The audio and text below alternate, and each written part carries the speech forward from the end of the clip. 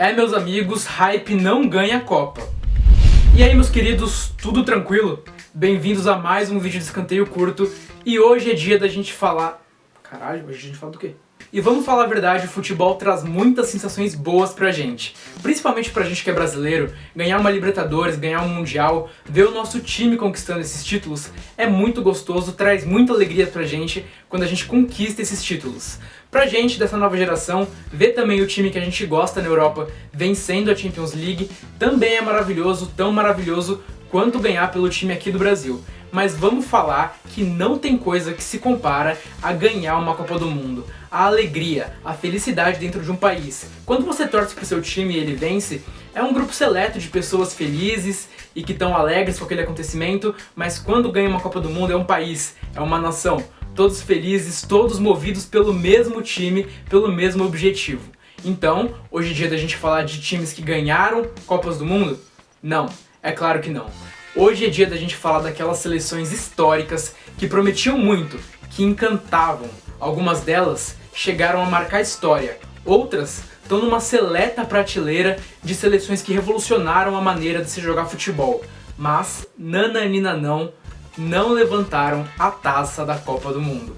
Mas antes da gente começar, eu vou pedir pra você, como de praxe, deixar o like ou dislike de acordo com o que você está achando do conteúdo, se inscrever no canal, ativar o sininho e dessa vez eu tenho um pedido especial. O tema é muito legal, o roteiro foi muito bem feito, então pega o link do vídeo, manda no seu grupinho do WhatsApp pra gente conversar sobre esse tema, não ficar só eu aqui falando, e você levar essa discussão também pro seu grupo de amigos. Então, eu acho que quando você viu o tema desse vídeo, quando você viu a thumb, quando você viu o título, você pensou em uma certa seleção que é uma seleção brasileira que meio marca esse tema. Quando a gente pensa em seleções hypadas que não venceram, a gente pensa em uma certa seleção brasileira da década de 80. Então, a gente vai começar falando sobre seleção brasileira, que pra quem não sabe, é mestre em ser hypada e acabar não ganhando a Copa no final. Desde 1938, o Brasil já tinha essa mania de chegar bem hypado e acabar não conquistando. Então a gente chega nesse tempo longínquo, 1938,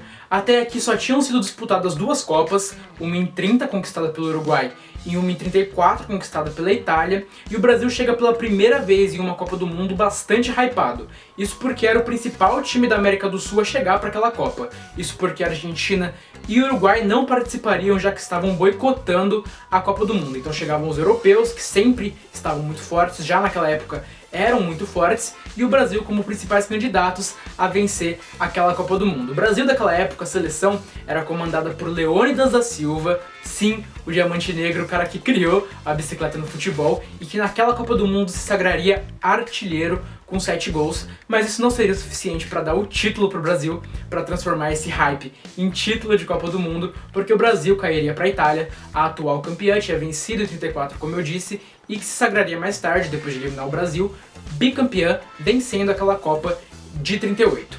Então a gente faz um salto na história para 50, 12 anos de salto para a gente chegar em uma história que você deve conhecer melhor. A história da Copa disputada no Brasil. O Brasil tinha um time forte, principalmente com o Baltazar e com o Nilton Santos, mas o fator preponderante para que o Brasil chegasse como favorito era de que o Brasil jogava em casa. Muitos historiadores da história do futebol, inclusive, dizem que aquela Copa foi pensada e projetada para que o Brasil se sagrasse campeão. Então a Copa começa e todo esse hype rapidamente se transforma em hype dentro de campo. O hype era um hype meio fora do campo, que ficava nessa questão de ter um bom time e de jogar dentro de casa, mas a Copa começa e o Brasil passa toda essa vontade, toda essa crença de que o Brasil ganharia a Copa do Mundo para dentro de campo. Isso porque em um dos jogos da primeira fase o Brasil mete um sonoro 4-0 no México, e na segunda fase o Brasil repete goleadas, metendo um 6-1 na Espanha e um 7-1 na Suécia. E nessa Copa, quem vencesse a segunda fase, quem ficasse em primeiro da segunda fase, seria campeão.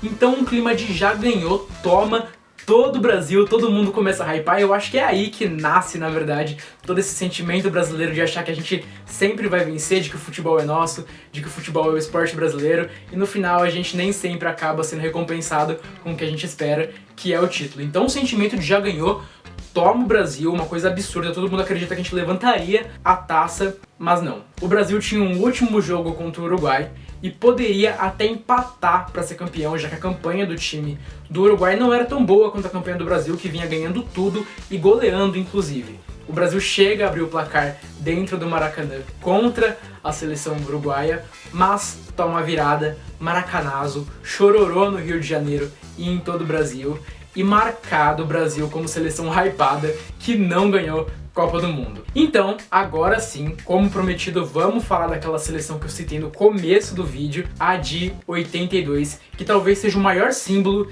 de ser hypada e acabar não ganhando o título no final. A seleção de 82 não precisa de apresentações, é uma seleção maravilhosa, comandada pelo Tele Santana, com nomes maravilhosos como Valdir Pérez, Sócrates, Zico, Júnior, Falcão, uma série de nomes que faziam daquele time excelente fora de campo, no papel, e também dentro de campo, porque era um time que demonstrava o DNA brasileiro. Era um time que colocava a arte de se jogar futebol, a arte que a gente sabe que o Brasil tem dentro de campo, não só na teoria. E isso se confirma porque um ano antes da Copa, o Brasil vai para a Europa fazer uma excursão, jogar alguns jogos contra clubes europeus. O Brasil pega os gigantes europeus, os times mais fortes daquela época do continente, pega a Inglaterra, vence por 1-0, pega a Alemanha, mete um 3-1 e contra a França, outro time muito forte naquela época, mete um 2-1, o Brasil vence tudo que foi disputar nessa excursão e volta pra cá com um clima maravilhoso de ser favorito a ganhar a Copa, que aconteceria no ano posterior, em 1982. Então o Brasil vai pra Copa, passa tranquilo pela primeira fase, passeia na primeira fase, passa depois pela Argentina do jovem Maradona por 3-1 e pega a Itália, podendo mais uma vez empatar para se classificar. E esse é o jogo do 3-2, o Paulo Rossi faz 3 gols, sendo o gol derradeiro aos 30 do segundo tempo, e essa geração maravilhosa, essa geração que é a cara do DNA do futebol brasileiro, acaba perdendo, o Brasil é desclassificado, e com a melhor seleção talvez da sua história, competindo ali com a de 70 talvez, perde a Copa do Mundo e apesar do hype não conquista, não levanta a taça. E então, pra gente poder fechar esse giro pelo Brasil, de histórias que a gente conhece melhor e poder ir pra além das fronteiras falar de outras seleções, vamos pra 2006, uma das melhores gerações que o futebol brasileiro já teve, com Dida, Roberto Carlos, Cafu, Ronaldinho, Ronaldo, Adriano, Kaká, um mar de craques que eram reforçados, o hype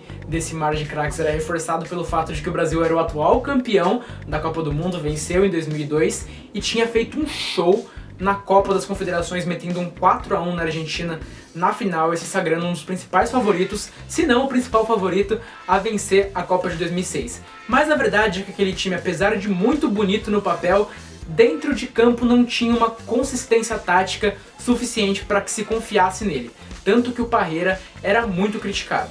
O Brasil vai para a Copa e dentro da Copa continua com atuações inconsistentes, apesar de no papel ser um time muito bom, e então, diante da França nas quartas de final, em um dos últimos atos da carreira do Zidane, o Brasil perde, é desclassificado e mais uma vez o sentimento do torcedor brasileiro de que a gente poderia conquistar aquela Copa fica entalado na garganta, não sai o grito, a gente não vence e continuamos pente em busca do Hexa.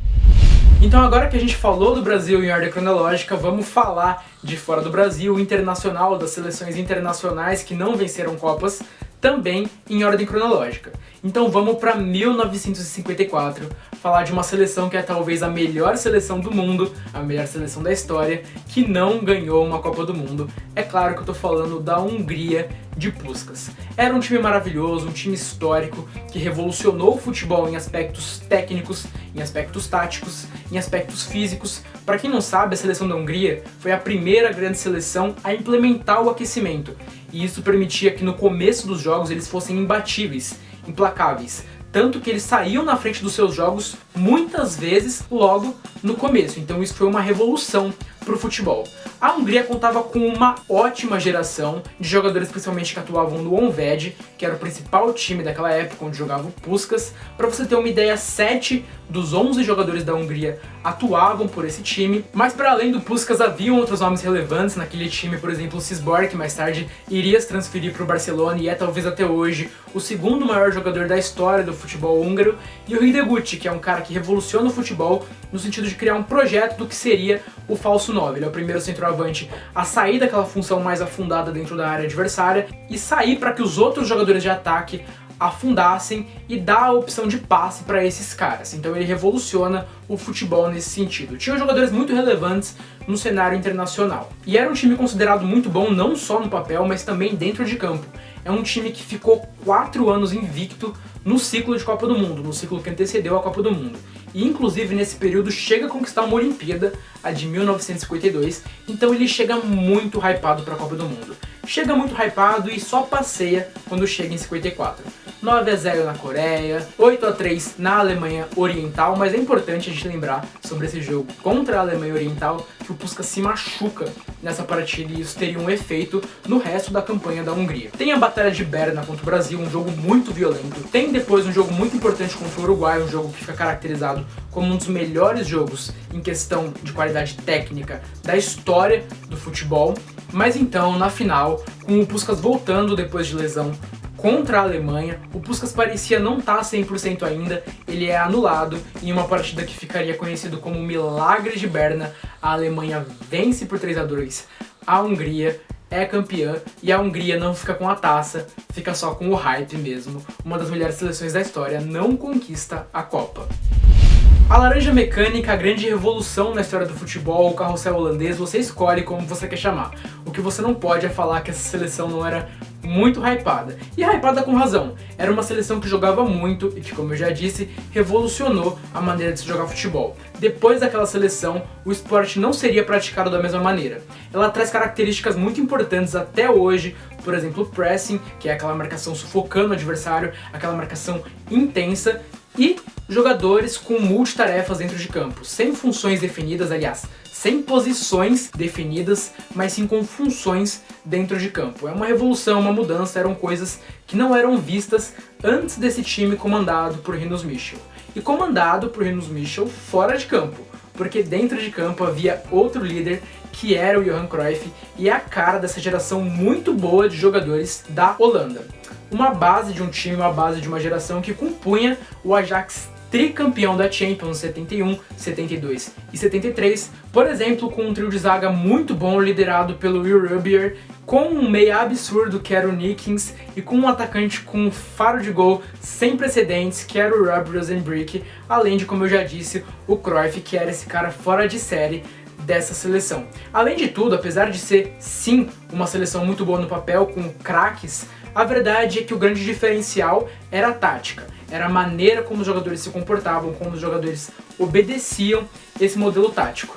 Essa seleção da Holanda, muito hypada, vai para a Copa e passeia na primeira fase. E chega na segunda, pega uma fase muito mais complicada num grupo com Alemanha Oriental, Brasil e Argentina.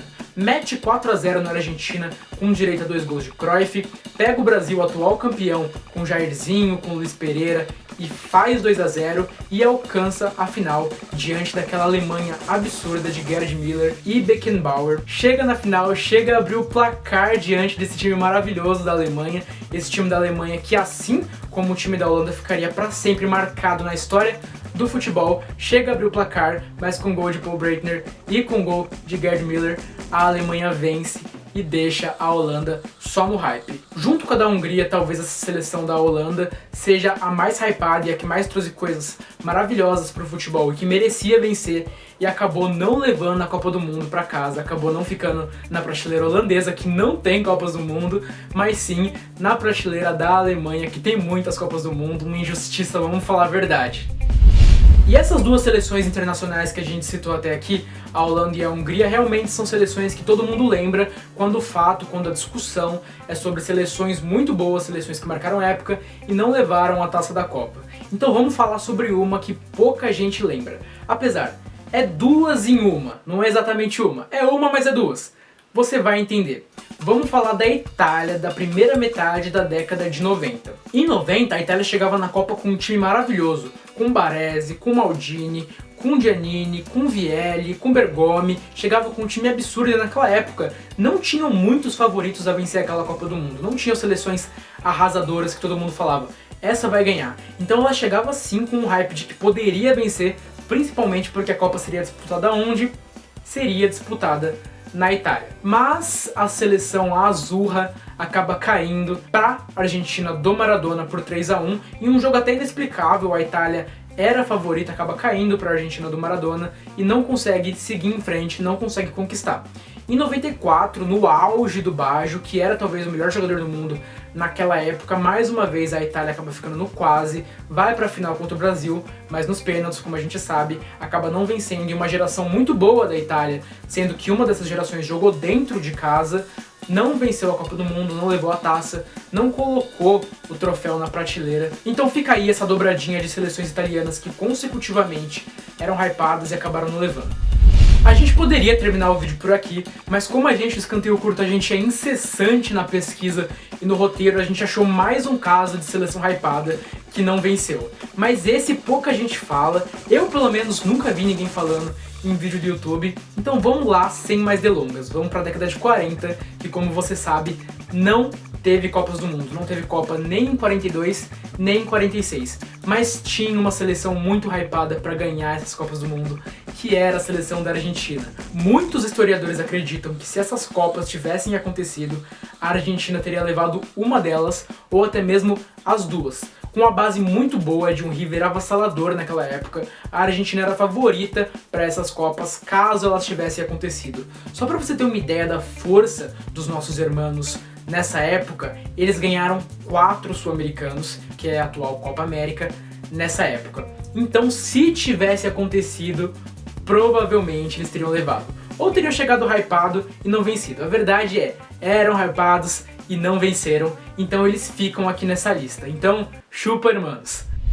E é com essa mensagem que eu termino o vídeo de hoje, essa mensagem de paz e harmonia para com nossos amigos, os nossos vizinhos de fronteira argentinos, que eu finalizo o vídeo de hoje, finalizo pedindo para você se inscrever no canal mais uma vez, ativar o sininho para não perder os próximos vídeos, dar like, dislike de acordo com o que você achar no conteúdo. Mais uma vez peço para você compartilhar nos grupos do WhatsApp esse vídeo para gerar mais discussão, para vocês conversarem com seus amigos sobre isso. Também te convido a conhecer as nossas redes sociais. Estamos fazendo texto quase todo dia da semana lá, para vocês lerem textos sobre história do futebol, tática, sobre atualidades, sobre uma série de assuntos que dizem respeito ao futebol e são muito legais. Então, até o próximo vídeo de qualidade quase nada duvidosa.